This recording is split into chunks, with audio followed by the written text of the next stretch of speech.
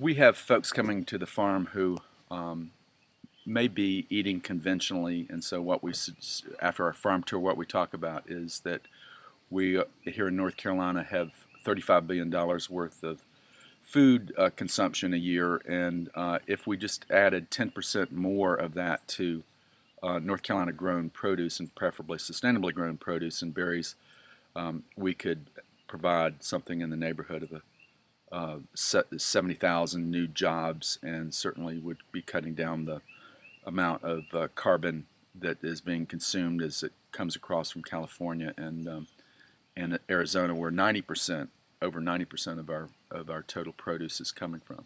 So what we tell folks is that if this were California and this was North Carolina actually, and you stand North Carolina up on its end, the western part of North Carolina is very similar in climate to the northern part of California. The central part of North Carolina, same with central part of California, and the southern part of California, the same as our coastal area, southern coastal area of North Carolina. So the question is, why are we bringing so much in from California when we were leading the nation in agricultural land loss, and we really ought to have replaced this tobacco economy that we used to have with growing sustainably grown produce and berries. So it's really pretty. I think that may have just gone off. No, it's fine. Yeah. Oh, okay. So if the most conservative person comes in and does the math on that and says, well, we're consuming too much water buying California produce, we're consuming too much energy, and we're helping to support our local economy and our local farmers by buying locally, it's a real easy decision to say, let me do at least 10% more, if not close to 100%.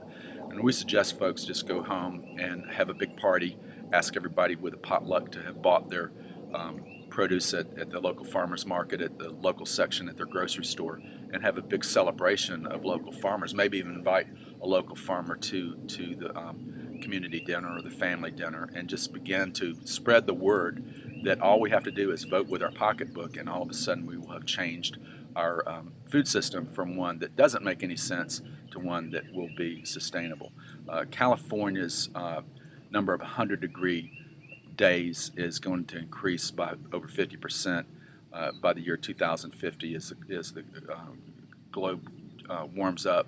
And so at some point we're just not going to be able to do that anyway. So the sooner we can start, the better for everybody, the better for our health, the better for our environment, and the better for our local economy. It's a win-win-win situation, and folks kind of catch that very quickly. And we think we're changing some hearts and minds by telling that story, and kind of being the Chamber of Commerce for our sustainable farms. Thank you very much. Mm-hmm.